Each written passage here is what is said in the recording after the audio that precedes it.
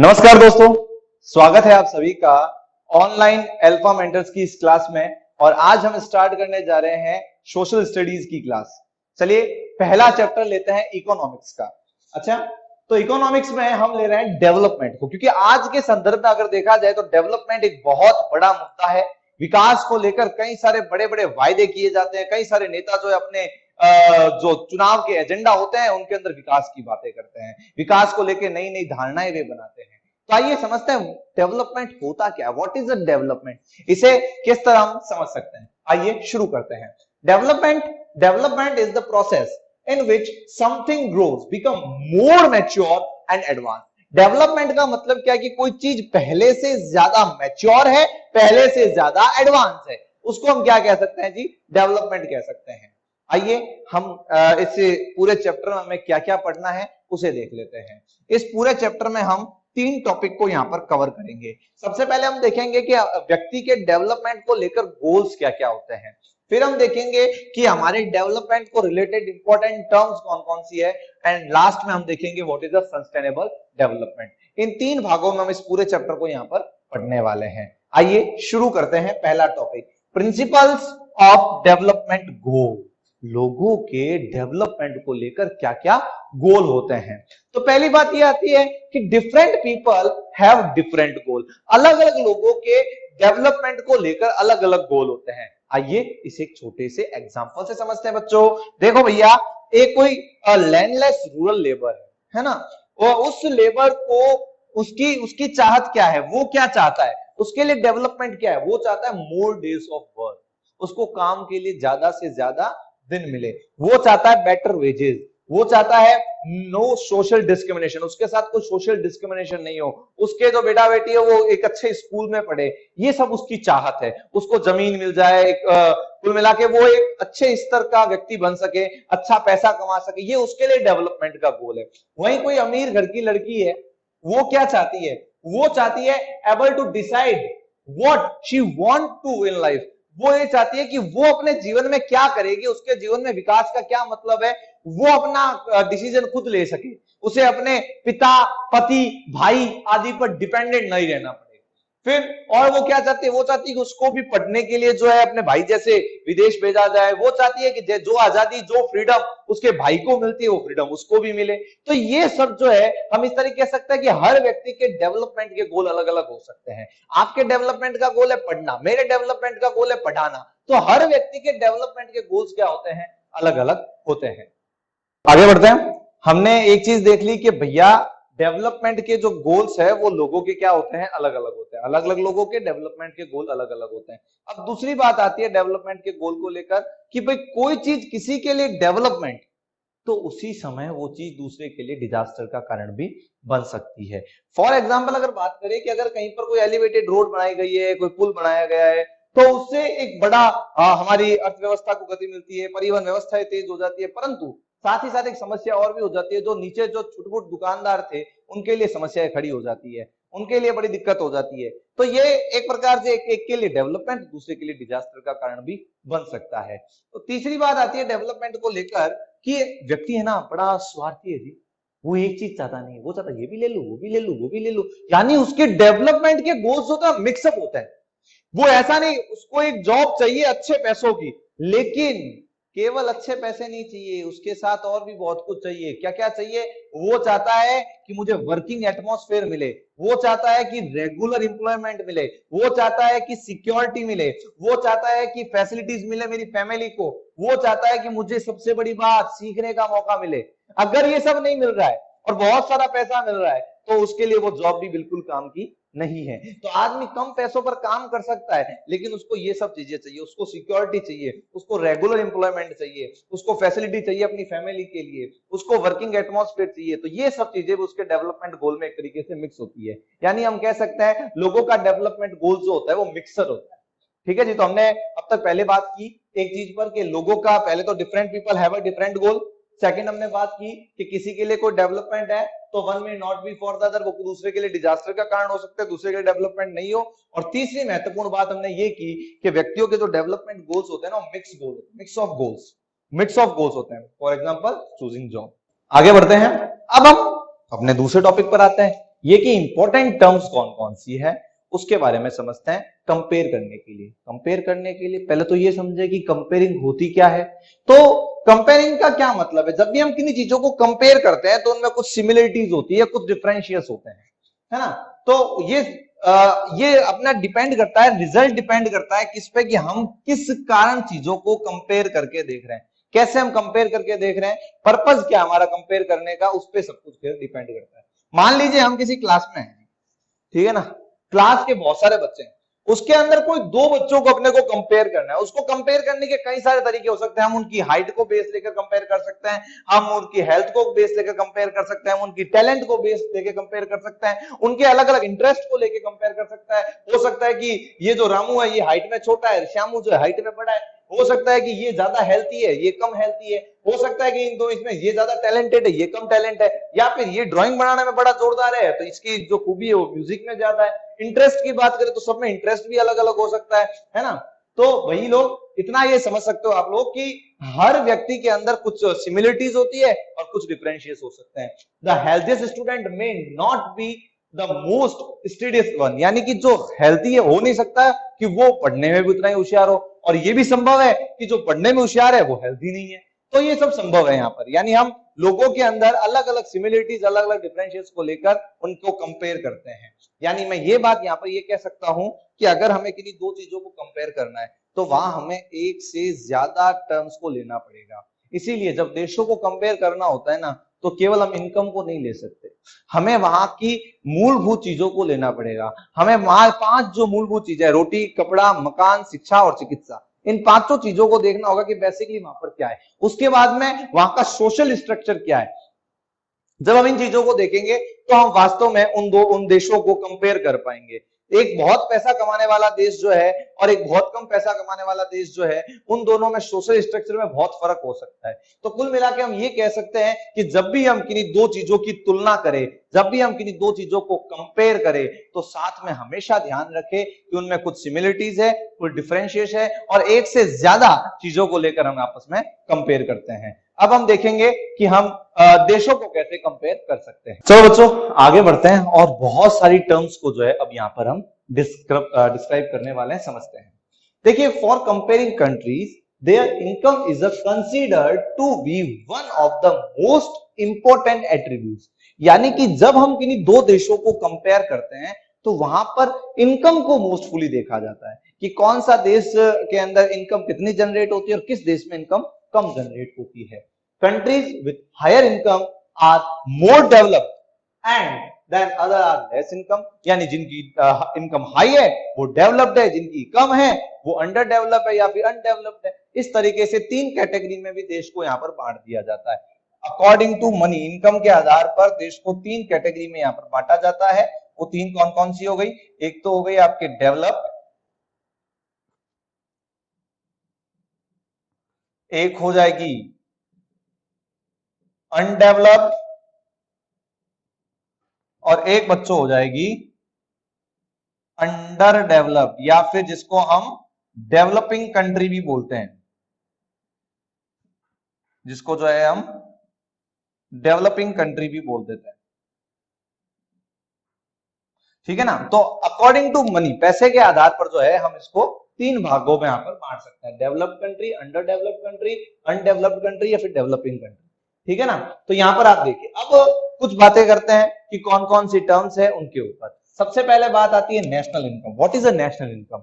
National income क्या होती है? आप इतना समझिए, नेशनल इनकम का मतलब ये होता है कि कंट्री के अंदर जितने भी लोग हैं, जितने भी लोग हैं उनकी सारी इनकम का सम और जितने भी लोग हैं उन सब लोगों की इनकम का जो सम है उसको हम नेशनल इनकम में इनकम के अंदर कैलकुलेट करते हैं। फॉर एग्जांपल मान लेते हैं ये तीन बंदे हैं जी, ठीक है ना, ये है राम, ये है श्याम और ये है हरि।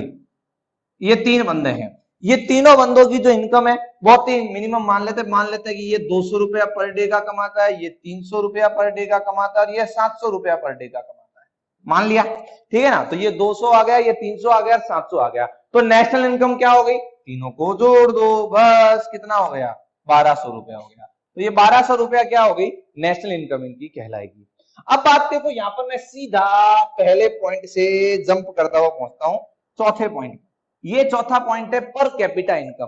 पर कैपिटा इनकम क्या होती है जी? पर कैपिटा इनकम का मतलब होता है कि आपकी, इसको हम एक और नाम देते हैं, इसका नाम है average income.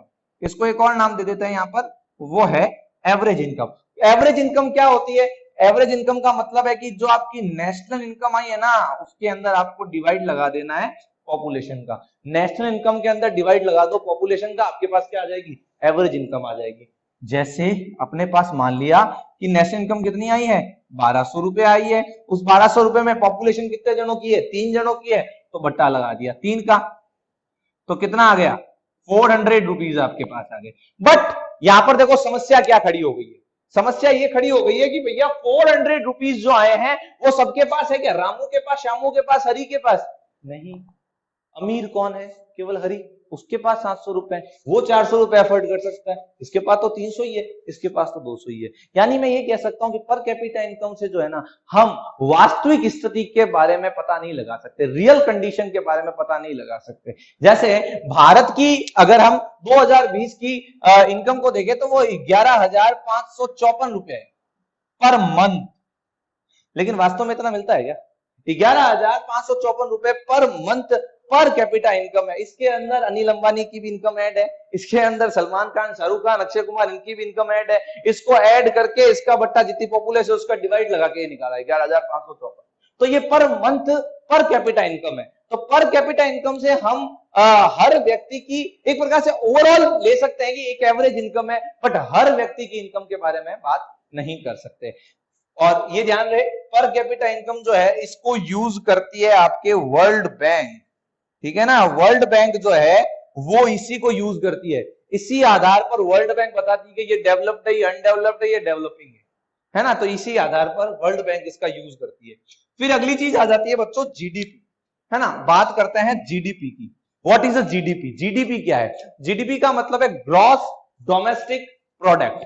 Gross domestic, world पकड़ना है आपको केवल डी, डी फॉर डोमेस्टिक, यानी घरेलू, है ना? घरेलू, यानी कि बात यहां पर ये हो रही है कि एक कंट्री, भारत के अंदर अगर बात करें, ये एक मान लो कोई इस सर्कल के अंदर, इसी कंट्री के अंदर जो लिया, जो बेचा, जो खपा, ये सबका जो ऐड है वो जीडीपी के अंदर इंक्लूड होता है। अगला चैप्टर जो आएगा अपने सेक्टर्स ऑफ इंडियन इकोनॉमी, वहां पर मैं आपको जीडीपी को और अच्छे से डिस्क्राइब करके समझाऊंगा कि जीडीपी क्या होती है। लेकिन यहाँ पे छोटा सा एक एग्जांपल आप ले लीजिए कि आपके पास जो लास्ट प्रोडक्ट पहुंचता है, आप देखो खेत के अंदर गेहूं उगे, ठीक है? गेहूं उगे, गेहूं से गेहूं मिल तक पहुंचा, उसको पैकेजिंग हुई, एंड तक आपके पास एक बिस्किट पहुंचा। उस बिस्किट की जो रेट है पर केजी के हिसाब से लगा लो, उस बिस्किट की जो रेट है ना वो जीडीपी में ऐड होगी। यानी लास्ट प्रोडक्ट की जो रेट है वो जीडीपी में क्या होती है बच्चों? इंक्लूड होती है। तो जीडीपी का मतलब ये हो गया ग्रॉस डोमेस्टिक प्रोडक्ट। एक और है आपके जीएनपी। ये क्या है जी? जीएनपी,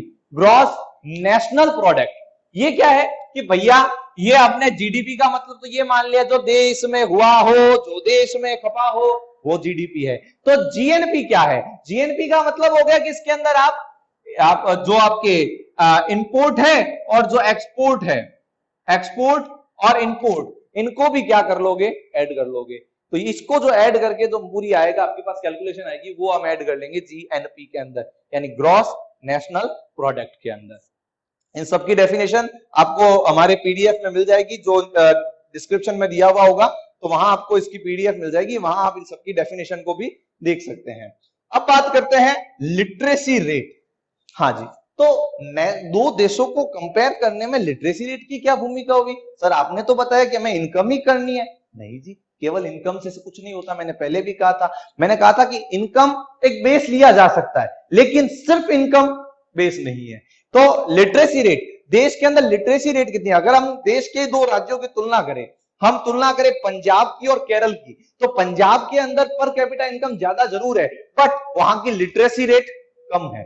और वहीं केरल के अंदर पर कैपिटा इनकम हो सकती है कम हो, लेकिन वहां लिटरेसी रेट क्या है? ज्यादा है। और जहां लिटरेसी रेट ज्यादा होते हैं, जहां लिटरेट लोग ज्यादा होते हैं, वहां डेवलपमेंट अपने आप आता है, ठीक है ना? तो लिटरेसी रेट का मतलब क्या होता है? देखिए समझिए कि कहीं पर भी 7 साल या उससे जो बड़ा बच्चा है वो पढ़ना या लिखना जानता हो। देखो समझ लेना भैया, लिटरेट और एजुकेटेड में क्या अंतर है। लिटरेट का मतलब केवल इतना ही है, पढ़ा लिखा।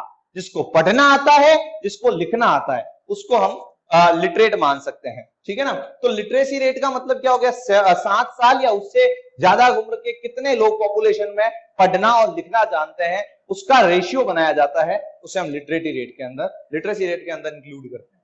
फिर अगली आती है आपके एक और चीज, वो है इन्फेंट मोर्टेलिटी रेट। यानी कि इसका मतलब क्या है, मोर्टेलिटी रेट का मतलब कि शिशु भ्रूण हत्या। ये एक प्रकार से बाल भ्रूण हत्या के रूप में इसको देखा जा सकता है। एक तरह से हम कहते हैं कि एक साल के अंदर 1000 बच्चों पर, एक साल के 1000 बच्चों पर मरने वाले बच्चों की जो संख्या है, मरने वाले बच्चों के जो नंबर है, उसे हम इसके अंदर इंक्लूड करते हैं। क्योंकि वो बच्चे मरे क्यों, क्योंकि वहां पर चिकित्सा व्यवस्था अच्छी नहीं है, सीधी सी बात है। तो एक प्रकार से हमारे जो पांचों एक्सपेक्ट है, मैं हमेशा कहता हूं रोटी, कपड़ा, मकान, शिक्षा, चिकित्सा, इकोनॉमिक्स में ये पकड़ लो, पूरी इकोनॉमिक्स समझ में आ जाएगी आपको। तो ये पूरी बात है। तो हमने क्या क्या सीखा, जल्दी से दोबारा से देख लो। हमने ये बात की कि भैया दो देशों को अगर आपस में कंपेयर कर रहे हैं तो इनकम एक सोर्स यहां पर हो सकता है, लेकिन केवल इनकम नहीं है। फिर हमने बात की नेशनल इनकम, जितने भी लोग हैं सबकी इनकम जोड़ दो, national income, per capita income, average income कही जाती है, जितने लोग दे रखे हैं उनके नीचे पॉपुलेशन का क्या लगा दो, डिवाइड लगा दो। जीडीपी का मतलब क्या हो गया बच्चों, ग्रॉस डोमेस्टिक प्रोडक्ट। एक इलाके के अंदर, एक जगह में जितने लोगों ने लिया दिया, उन सबका जो जोड़ है वो ग्रॉस डोमेस्टिक प्रोडक्ट के अंदर आएगा। जीएनपी का अंदर ग्रॉस नेशनल प्रोडक्ट, इनके अंदर हम एक्सपोर्ट और इंपोर्ट को भी क्या कर देते हैं, ऐड कर देते हैं। और हमने पढ़ा लिटरेसी रेट, 7 साल से उम्र से बड़े जो लोग हैं उसमें कितने पढ़े लिखे लोग हैं उनका रेशियो, और कितने अनपढ़ हैं उनका रेशियो लिटरेसी रेट के अंदर। और इन्फेंट मोर्टेलिटी रेट, इसके अंदर क्या आता है, इसके अंदर आता है 1 साल तक के जो बच्चे हैं, जिनकी आयु 1 साल की है, उनमें कितने लोग जीवित, कितने बच्चे जीवित रहते हैं और कितने बच्चे मृत हो जाते हैं। ओके बच्चों, आगे बढ़ते हैं। अब देखते हैं public facilities and sustainable development के बारे में। देखिए पैसा पैसा पैसा, अभी पता है गूगल में सर्वाधिक जो ट्रेंड में चल रहा है ना, एक ही नाम चल रहा है, हाउ टू अर्न मनी, पैसा कैसे कमाया जाए। तो मनी, लेकिन पैसा सब कुछ नहीं होता, लेकिन बहुत कुछ होता है। लेकिन पैसे से हम सब चीजें नहीं खरीद सकते। हम पैसे से सुख के साधन खरीद सकते हैं हम, लेकिन सुख को नहीं खरीद सकते। तो वही वाली बात है कि अगर आपके जेब में बहुत सारा पैसा है ना, money in your pocket cannot buy all the goods service that you may need to live well। आप अपने जीवन के लिए सारी चीजें जो है, सारी वस्तुएं जो है वो खरीद नहीं सकते केवल एक पैसे से, ठीक है ना। पूरे आज देख लो, आज की जो कंडीशन है, हर व्यक्ति, हर बड़ी से बड़ी जो सत्ताएं थी, अमेरिका, फ्रांस, सारे लोग जो है ना अपने परमाणु को लेकर इतरा रहे थे सभी अपने अपने परमाणु को, इतरा रहे थे सभी अपने अपने परमाणु को, पर संभाल नहीं सके छोटे से विषाणु को। ये स्थिति आज संपूर्ण जगत में फैली हुई है। तो यानी पैसे से सब कुछ नहीं होता ना, हम ये समझ सकते हैं। हम पैसे से पॉल्यूशन फ्री एनवायरनमेंट नहीं खरीद सकते, हम पैसे से रिस्पेक्ट नहीं खरीद सकते, ये कमानी पड़ती है, इसके लिए मेहनत करनी पड़ती है, अपने आप को सुधारना पड़ता है, अपने भीतर कुछ परिवर्तन करने होते हैं। इसे आप पैसों से नहीं खरीद सकते, पैसों से हम सारी चीजें संसार की नहीं खरीद सकते। तो फिर क्या बात है जी, देखिए हम जितनी भी चीजें यूज करते हैं वो वही चीजें हम प्रयोग में ले सकते हैं जिसके बारे में हमें हमारी सोसाइटी उसके लिए एग्री करे, है ना। हम उन्हीं चीजों का प्रयोग करते हैं। जैसे एक स्कूल बनी हुई है ना, एक स्कूल बना दी, एक स्कूल बनी हुई है, उस स्कूल में एक बच्चा थोड़ी पढ़ेगा, स्टूडेंट के लिए स्कूल नहीं है, स्टूडेंट्स के लिए स्कूल है। कहने का मतलब बच्चों यहां पर ये समझो कि we are actually able to use a good and service because others in a community want to use them, क्योंकि बाकी लोग उसे यूज करने की, उसे प्रयोग में लाने की हमें आज्ञा देते हैं। इसी कारण हम चीजों को क्या कर सकते हैं, प्रयोग में ला सकते हैं। आज भी हमारे देश में कई सारी जो बच्चियां है ना, कई सारी बच्चियां बेचारी सेकेंडरी तक स्कूलिंग नहीं कर पाती है। उसका कारण क्या है, उसका कारण है कि आज भी हमारी सोसाइटी जो है उनका बाल विवाह करना, बच्चियों को ज्यादा पढ़ने से क्या हो जाएगा, ऐसे प्रश्न चिन्ह उन पर लगा देती है। आगे चलते हैं। और पब्लिक सिस्टम के अंदर दो वोकेबलरी और यहां पर आ रही है, दो शब्द और यहां पर आ रहे हैं, वो है बच्चों पीडीएस शॉप्स और यूएनडीपी। पीडीएस शॉप्स क्या है, पब्लिक डिस्ट्रीब्यूशन सिस्टम। ये वो शॉप है, राशन की दुकानें, आज इस कोरोना काल के अंदर, आज इतनी बड़ी महामारी के समय में जो सबसे बड़ा सहायता के रूप में एक स्थान है वो है पीडीएस शॉप। यहां से ये फूड शॉर्टेज की आने वाले डिजास्टर से बचाने के लिए सरकार द्वारा लाया गया एक तंत्र है, सरकार द्वारा लाया गया एक सिस्टम है। लेकिन अगर वहां पे फेयर मैनर में काम नहीं हो, अच्छे तरीके से काम नहीं हो, तो फिर सारा खेल क्या हो सकता है, गड़बड़ हो सकता है। यूएनडीपी क्या है? United Nations Development Programme. ये क्या है जी? ये एक रिपोर्ट जारी करती है। इस रिपोर्ट का नाम है HDR, human development report. Human development report में क्या होता है? इसके अंदर इनकम, आपके हेल्थ फैसिलिटी, एजुकेशन, इस आधार पर कंट्रीज को कंपेयर किया जाता है। बच्चों याद रखना, बहुत बार क्वेश्चन आ चुका है कि वर्ल्ड बैंक जो है वो खाली इनकम के आधार पर कंपेयर करती है, वही यूएनडीपी आपको हेल्थ फैसिलिटी, एजुकेशन फैसिलिटी और आपके पूरे इनकम, एवरेज इनकम, उस आधार पर जो है कंपेरिजन करती है। ध्यान रहे। अगली चीज बात करें तो sustainable development. What is sustainable development? ऐसा डेवलपमेंट, इतना ही लो थाली में, बेकार न जाए नाली में, इतना ही करो प्रयोग कि आपकी आने वाली पीढ़ी उसको देख सके, आपकी आने वाली पीढ़ी के लिए वो बच सके, है ना। आज जिन हम रिसोर्सेज का यूज कर रहे हैं, वो रिसोर्सेज हमें हमारे पूर्वजों से नहीं मिले हैं, वो रिसोर्सेज हमने हमारी आने वाली पीढ़ी से उधार लिए हैं। तो सस्टेनेबल डेवलपमेंट क्या है? ऐसा डेवलपमेंट, ऐसा विकास जो किसी के विनाश का कारण ना बने। हम रिसोर्सेज का इस तरीके से यूज करें, हम पेट्रोल का इस तरीके से यूज करें, हम पानी का इस तरीके से यूज करें कि वो आने वाली जनरेशन को यूज आ सके, उनको देखने को मिल सके। The efficient utilisation of resources not only for present but for future. भविष्य के लिए भी उन चीजों को बचाया जा सके। तो ये कहलाता है सस्टेनेबल डेवलपमेंट। तो ये हमने आज पूरा डेवलपमेंट का चैप्टर किया है। Thank you for watching. और इससे संबंधित नोट्स आपको कैसे मिलेंगे और सारी चीजें कैसे मिलेगी, इसके लिए आप डिस्क्रिप्शन में जा सकते हैं। Thank you.